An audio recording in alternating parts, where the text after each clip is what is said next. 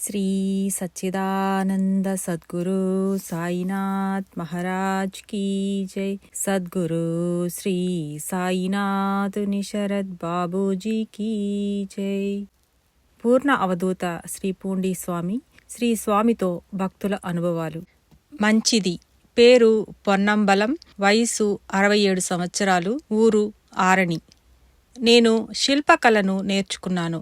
నాకు 1966వ సంవత్సరంలో మొదటిసారిగా పూండిలోని పెరుమాళ్ ఆలయ నిర్మాణానికి ఒప్పందం కుదిరింది. అప్పటికి నా వయస్సు 21 సంవత్సరాలు. పని ప్రారంభించబోయే ముందు నేను శ్రీ పూండి స్వామిని దర్శించుకుని వారి ఆశీస్సులతో నన్ను అనుగ్రహించమని ఎంతో ఆర్తితో ప్రార్థించాను. వారు "వెళ్ళి చెయ్యి" అంటూ నన్ను ఆశీర్వదించారు.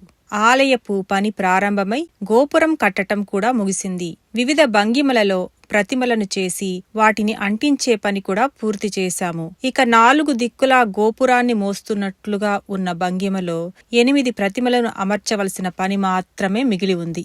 నాకు అనుభవం లేకపోవటం వలన ఆ శిల్పాలను అంటించిన వెంటనే క్రింద పడిపోతున్నాయి.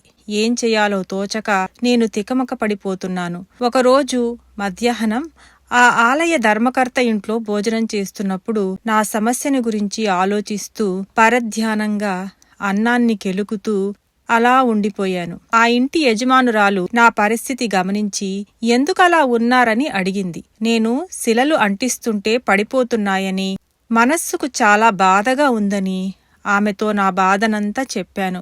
ఆమె "మీరెందుకు బాధపడతారు? శ్రీ పూండి స్వామి దగ్గరికి వెళ్ళండి" అని సలహా ఇచ్చింది. ఏప్రిల్ మే సమయం కావటాన ఎండలు మండిపోతున్నాయి. భోజనం చేసిన వెంటనే నేను ఎండను కూడా లెక్క చెయ్యకుండా శ్రీ స్వామి సన్నిధికి వెళ్లి వారికి నమస్కరించుకుని గోపురం మోసే భంగిమలో ఉన్న శిల్పాలు అంటిస్తుంటే పడిపోతున్నాయని నా సమస్యను ఎంతో దీనంగా వారికి చెప్పుకున్నాను. వారు వెంటనే "పడవు పోరా" అన్నారు. "ఏమిటి స్వామి, సిమెంటుతో శిలలను అంటించే నైపుణ్యం నాకు తెలుసు. మీరేమో ఎంతో తేలికగా పడదు వెళ్ళమంటున్నారు.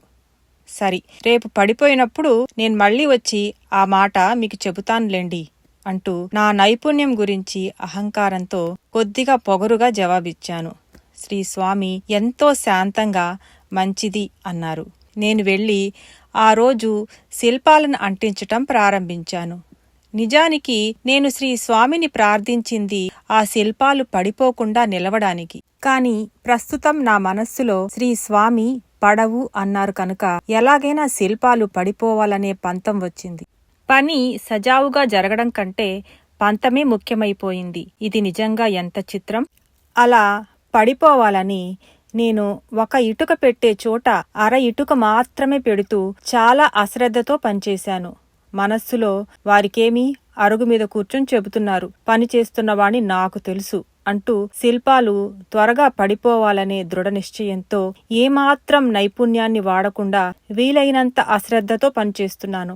నేనెంత అశ్రద్ధగా చేసినా ఒక్క శిల్పం కూడా క్రింద పడిపోలేదు సరికదా. ఆ శిల్పాల మీద నా అశ్రద్ధ వల్ల సిమెంటు ముద్దలు ముద్దలుగా ఉండిపోయి శిల్పాలన్నీ వికృతంగా కనపడసాగాయి. శ్రీ స్వామి మాట నెగ్గకూడదన్న పంతంతో మరునాడు కూడా విపరీతమైన నిర్లక్ష్యంతో పనిచేశాను. చిత్రంగా 8 శిలలలో ఒక్కటి కూడా క్రింద పడిపోలేదు. మరునాడు ఉలి సుత్తి తీసుకువచ్చి వికృతంగా ఉన్న సిమెంటు ముద్దలను బలంగా కొట్టటం మొదలుపెట్టాను. ఆ దెబ్బలకు సిమెంటుతో పాటు శిల్పాలు కూడా పడిపోవాలని నా అభిప్రాయం. శ్రీ స్వామి ఎదుట నేను పరాజయం పాలైనానన్న ఒక విధమైన ఉక్రోషంతో శిల్పాలను ఎలాగైనా పడగొట్టాలని శతవిధాలా ప్రయత్నిస్తున్నాను. ఎంత ప్రయత్నించినా నేను ఓడిపోక తప్పలేదు. పని పూర్తయిన వెంటనే శ్రీ స్వామి సన్నిధికి వెళ్ళాను. నా ఆలోచన సరళికి నాకు ఎంతో సిగ్గుగాను, నా మీద నాకే అసహ్యంగానూ ఉన్నది. శ్రీ స్వామి చరణాలను గట్టిగా పట్టుకొని "స్వామి, గోపురం మోసే శిల్పాలన్నీ అంటించి పని పూర్తి చేశాను" అన్నాను. వారు నాకు ఊది పెట్టి "సరి, మంచిది" అన్నారు. "స్వామి, మీరు చెప్పినా వినకుండా పడిపోతాయని వాదించాను, పడలేదు" అన్నాను తల వంచుకొని. శ్రీ స్వామి "మంచిది" అన్నారు మళ్ళీ.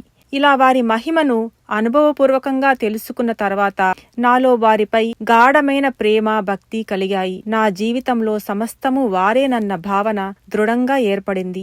అప్పట్నుంచి ఏ పని చెయ్యాలన్నా శ్రీ స్వామికి చెప్పి వారి అనుమతితో చెయ్యాలని సంకల్పించాను. మా స్వగ్రామం చెట్పెట్ దగ్గర ఉన్న అప్పేడు.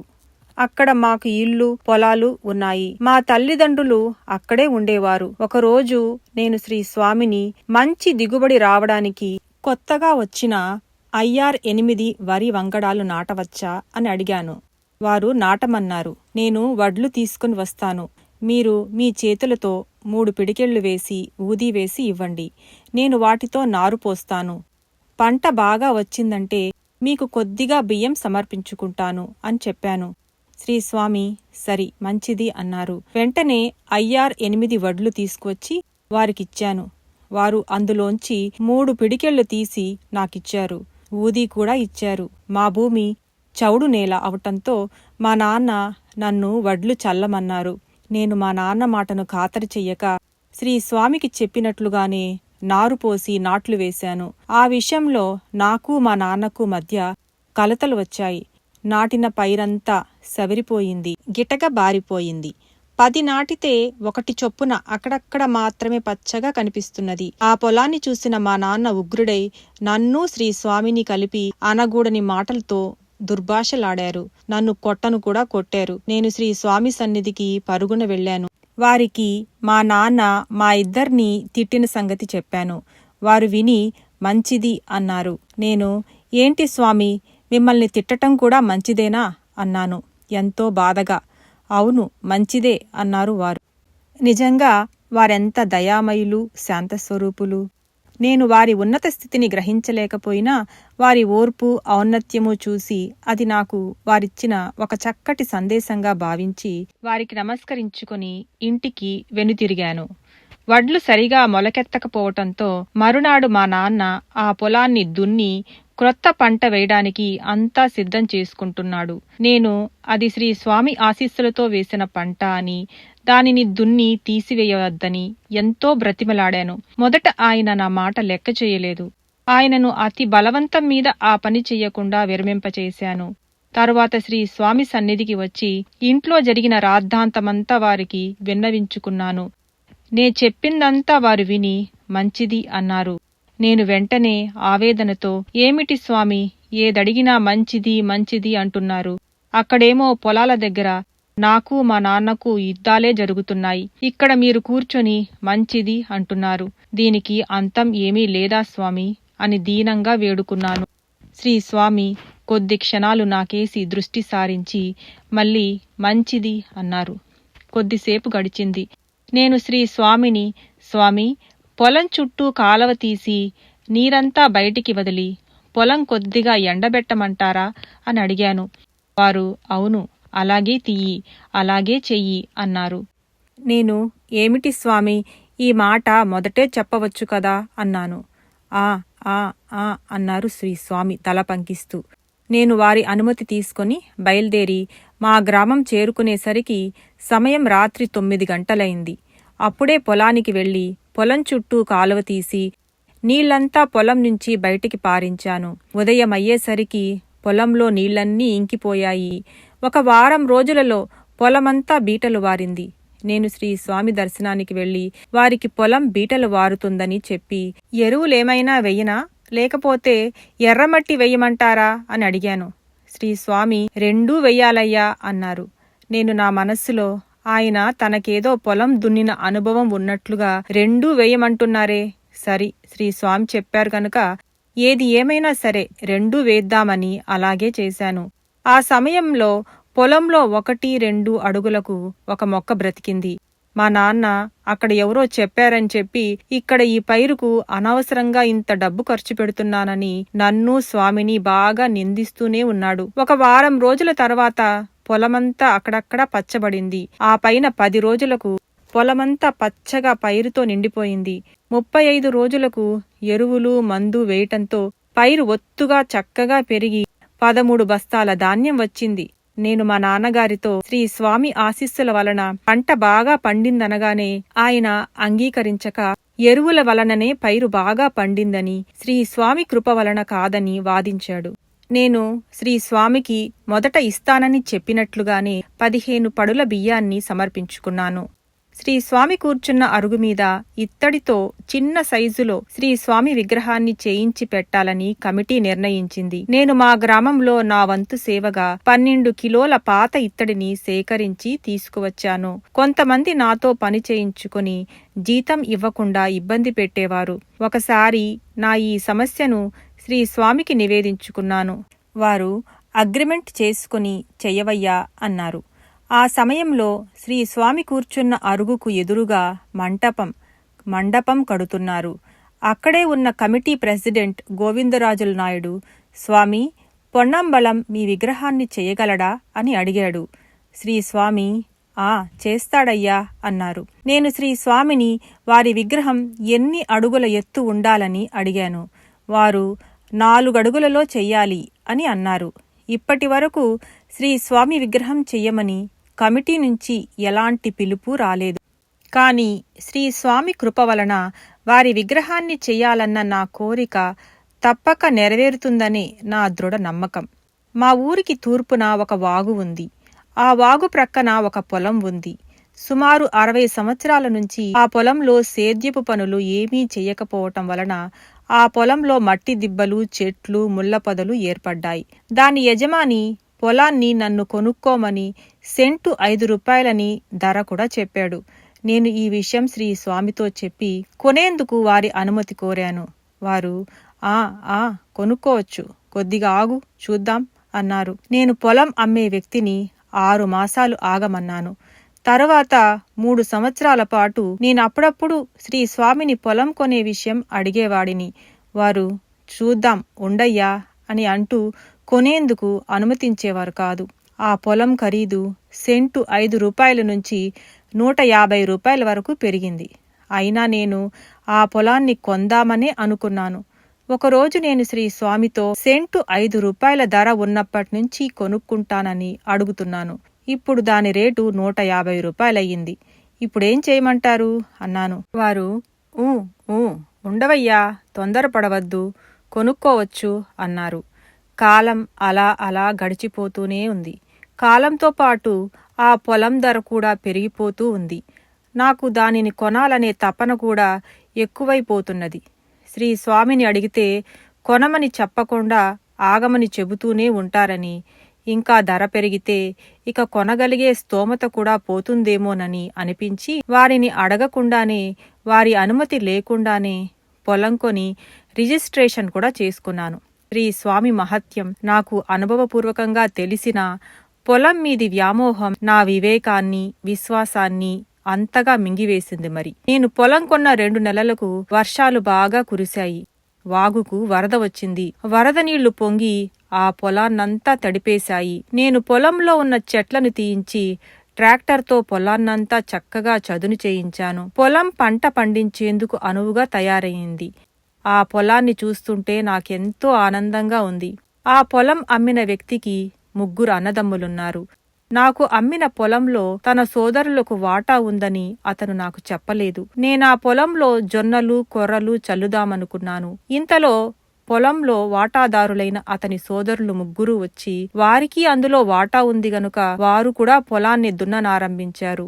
నేను వారితో 3 సంవత్సరాల నుండి బేరమాడి కొన్న విషయం అందరికీ తెలిసిందేనని, కొన్న వెంటనే ఇలా పేచీ పెట్టటం భావ్యం కాదని ఎంత చెప్పినా వాళ్లు వినిపించుకోలేదు సరికదా. ఘర్షణకు దిగారు. మా మధ్య వాగ్వాదాలు జరిగాయి. వాళ్లు నన్ను మనుషుల్ని పెట్టి కొట్టిస్తే నేను వాళ్లని మనుషుల్ని పెట్టి కొట్టించటం. వాళ్లు ఒకసారి పొలాన్ని దున్నితే నేను వెళ్లి మళ్లీ అదే చోట దున్నడం. నేనొక రకం విత్తనాలు చల్లితే వాళ్లు వేరొక రకం విత్తనాలు చల్లటం. ఇలా ఘర్షణలు పెరిగి తారాస్థాయి చేరుకున్నాయి. వాళ్లది మా ప్రక్క గ్రామం కావటంతో 2 గ్రామాల మధ్య ఘర్షణలకు తావు ఏర్పడింది.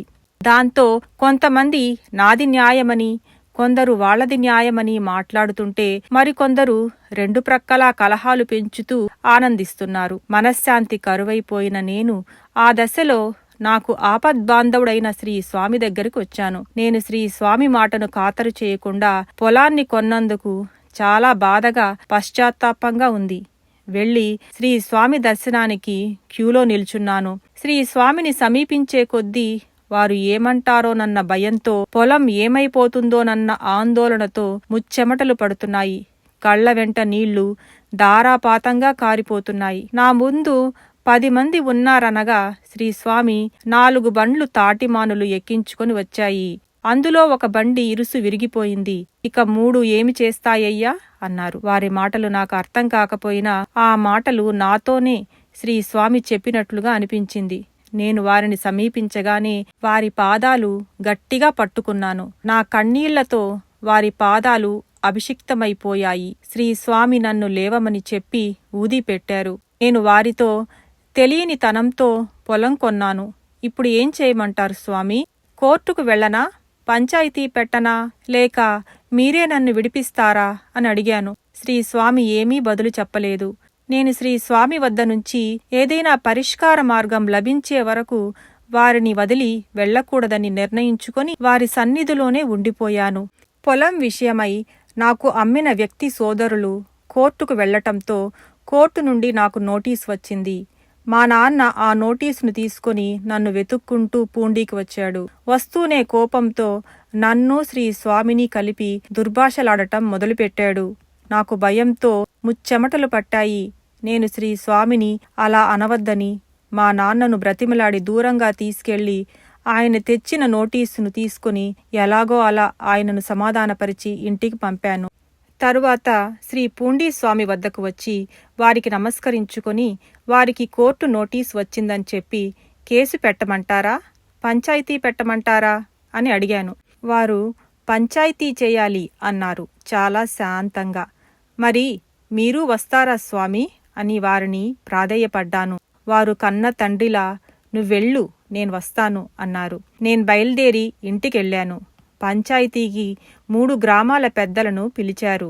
నేను పంచాయితీకి వెళ్లి శ్రీస్వామిని మనస్సులోనే ప్రార్థించుకుంటూ కూర్చున్నాను. పెద్దలందరూ కూర్చొని మాట్లాడుతున్నారు.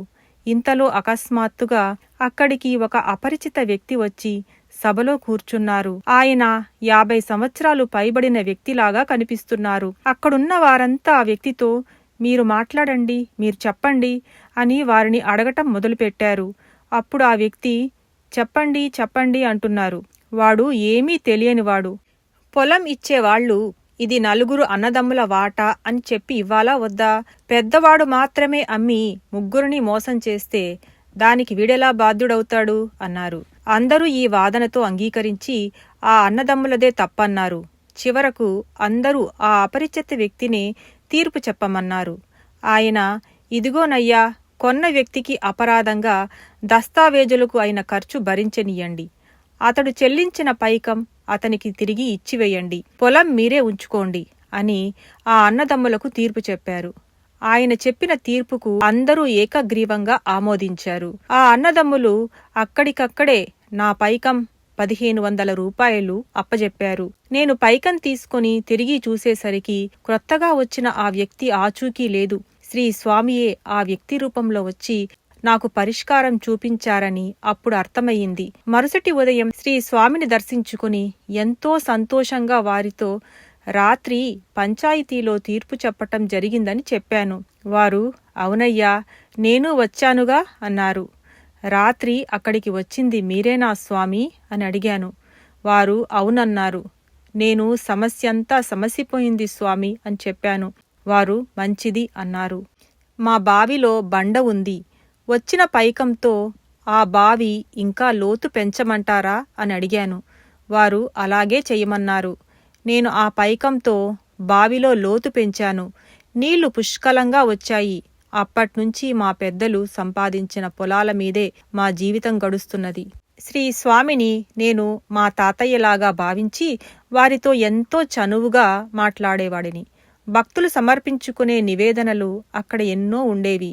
నేను వారికి తెలియకుండా వాటిని తీసుకోవాలని ప్రయత్నించినప్పుడల్లా ఆయన చూసి నా చెయ్యి పట్టుకొని ఆపేవారు. నేను స్వామి, మీరెలాగో తినరు, నేనైనా తింటాను అనేవాడిని. అందుకు శ్రీస్వామి, వాడి కర్మలను తీసుకొని వచ్చి పెడుతున్నాడు, అదెందుకు నువ్వు తింటావు అనేవారు. ఆ కర్మలను తీర్చడానికి మరి మీరున్నారు కదా అనేవాడిని. వారు అవును, మంచిది, ఇలారా అంటూ నా చెయ్యి పట్టి లాగి ఊది పెట్టి పంపేవారు. శ్రీస్వామి నాకు తమ విగ్రహం చేసేందుకు ఆశీస్సులిచ్చారు. ఆ వయస్సులో నాకు అనుభవం తక్కువగా ఉన్నందువలన అవకాశం ఇచ్చి ఉండకపోవచ్చును. నేను ఇప్పుడు ఒకచోట 63 మంది నాయనార్ల శిల్పాలు చేస్తున్నాను. అక్కడి వారు ప్రస్తుత కాలంలో, ఈ మధ్య కాలంలో అవతరించిన మహాత్ముల శిల్పాలు కూడా చేయమని చెప్పారు. నేను శ్రీ పూండీస్వామి మహిమను గురించి వారికి చెప్పాను. వారు మొదటి విగ్రహంగా శ్రీ పూండీస్వామి విగ్రహాన్ని చేయమని చెప్పారు. అలా నా కోరిక నెరవేరబోతున్నది. అంతా శ్రీ స్వామి దయ. నేను శ్రీ స్వామితో ఒకసారి నేను మీలాగా ఒకచోట కూర్చొని గడ్డం పెంచుకొని స్వామినవ్వాలని ఉంది, నాకు ఆ స్థితి వస్తుందా అని అడిగాను.